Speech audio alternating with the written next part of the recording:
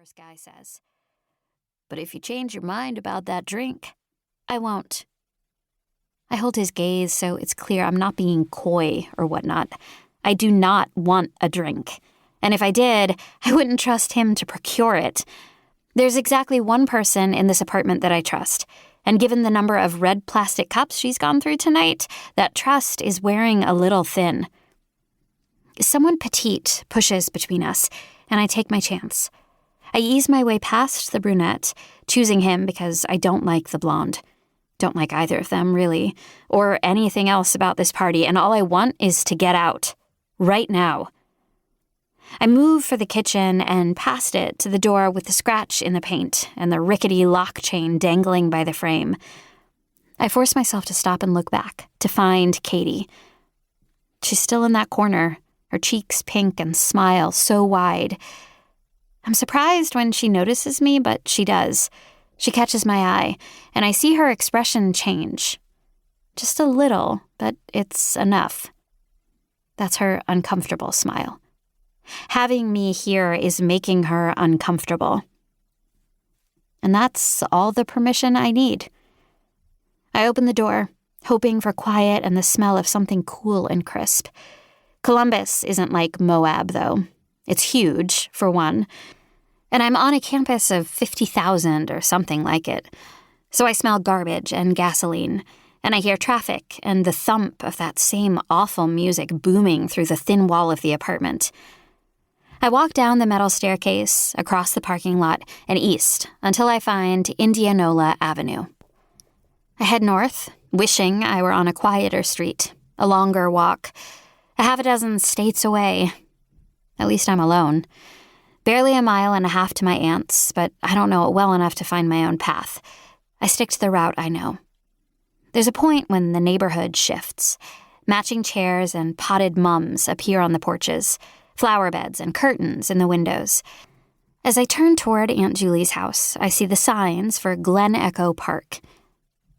Tempting. The tall trees and cold air sound delicious. But it's all but 1 o'clock in the morning, and I'm not in Utah.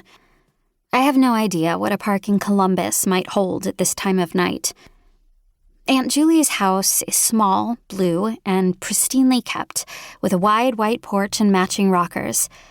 I slip through the side door, using the code she provided, a combo of Adam and Katie's birthdays.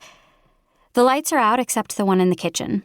Adam is only home between semesters now, so it's just Aunt Julie and Katie, well, and me for this weekend. I climb the stairs, which creak all the way up. Some part of me expects my aunt to open her bedroom door, to poke a bleary head out and ask me where I've been, where Katie still is. It's the same way I've expected my phone to buzz since I left the party. Katie asking me why I left or letting me know she's 5 minutes behind me. Instead, there's silence.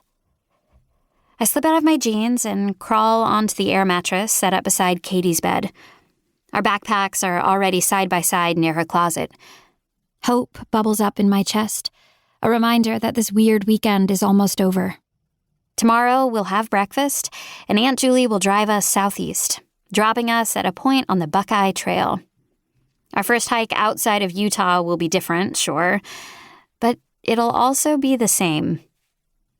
I close my eyes, imagining the sound of our feet on the trail, wondering what the nights will feel like here. Will we make good miles on the first day? Or maybe we'll need time to adjust? At some point, a door swings open and wakes me up. It's not Katie.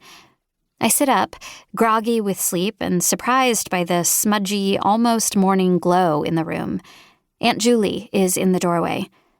Across from me, Katie's bed is still piled with the clothes she discarded while getting ready earlier. Aunt Julie? I'm sorry, Aster. I need you to get up. Her breath shudders in and then out. It's Katie. The shape of her name is wrong. Everything is wrong. There are dark hollows beneath Aunt Julie's eyes, tear tracks on her cheeks. My mouth opens with a question, but I hold it in. There's something in the air in this strange gray room, something in the stillness that answers the question I...